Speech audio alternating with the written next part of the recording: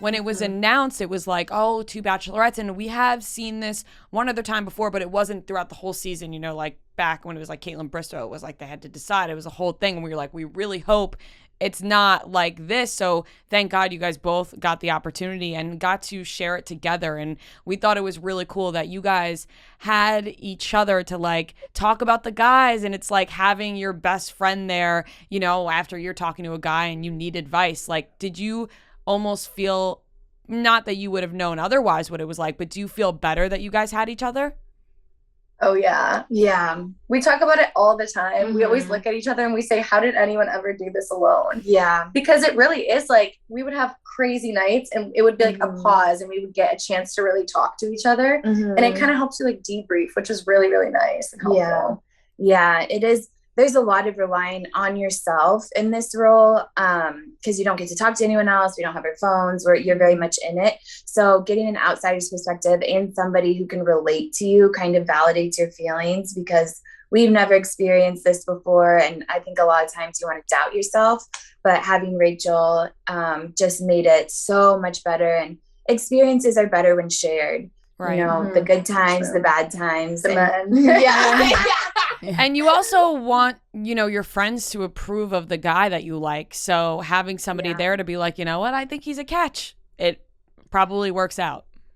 Definitely. Yeah, there's an element of making it a little bit more of a real life situation because it's so normal for you to go on dates and immediately want to tell your best girlfriends how the date went and what went down. So to watch you guys actually be able to do that is great. And Rhea and I watched the first episode, and when everybody listens to this, they'll have seen the first episode. So don't worry about saying anything. And when this comes out, everyone will have seen the first episode. And we watched together, and we did have that moment when you guys kind of gathered after in the middle of the first night, and you're like, who have you talked to? What did you think? Like, and you could tell you were both so excited to share what was happening, which is really great. I looked at Rhea and was like, this might actually be a good idea. Yeah, I think so. And I think a lot of people were obviously nervous, you know, going more, I mean, you guys being the most nervous, but people watching because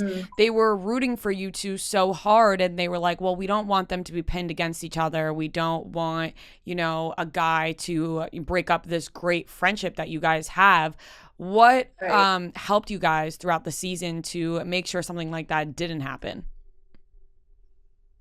Yeah, I think just like you kind of said, that is a big fear everyone's having is we don't want the girls to be pitted against each other, but it was really in our control. I mean, it is a choice. So we just, I think, value and respect each other so much and value our friendship above all. I mean, this is the most important relationship. We know the guys for 5 seconds. Of course, I'm always going to put my best friend first. So I think having that, it was almost unsaid. It was never an issue. We just kind of went about, you know, supporting each other first and everything else second. And we always say, you know, a guy who would pin us against each other wouldn't be worth it in the end anyway.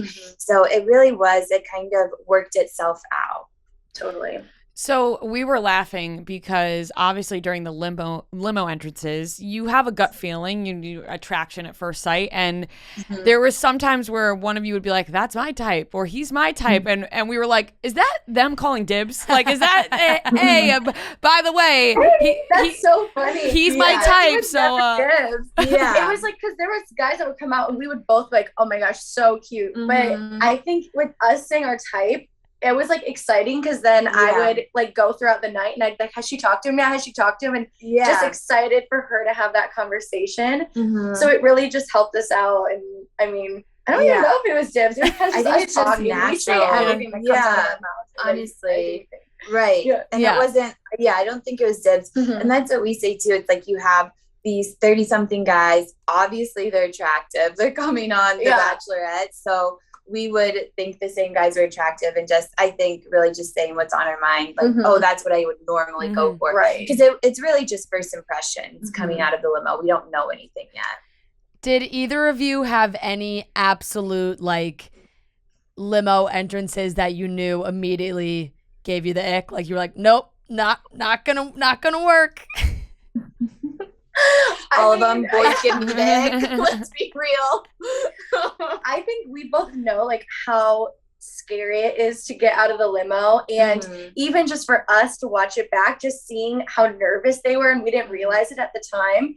I think, you know, the entrances can be corny and cheesy, but we know that they're really going out of their comfort zone. So we all just try to like have fun with it. Yeah. Yeah, we saw in the first episode that there were 3 guys that didn't even make it through to the canceled rose ceremony. We were like, all right, so they definitely weren't interested in them. Like, I feel like you were just like, these, you know, the twins, not going to work out. Yeah, I mean, I think for us, we just are really big on when we know something, we want the guys to know as well. And we don't really ever want to string anyone along. And I think those were the only 2, or I guess 3 conversations we had where we knew for sure that we didn't really feel that connection. And so that was kind of just, you know, for the benefit of everyone to not string them along. Yeah, for sure. We saw that you guys made that decision to keep all those guys because you didn't get to talk to everyone because there were so many guys the first night. What was that process like for you? Because we didn't really quite see the actual decision being made to cancel the rose ceremony. Like, what did you guys say to each other? I'm pretty sure you came to me first.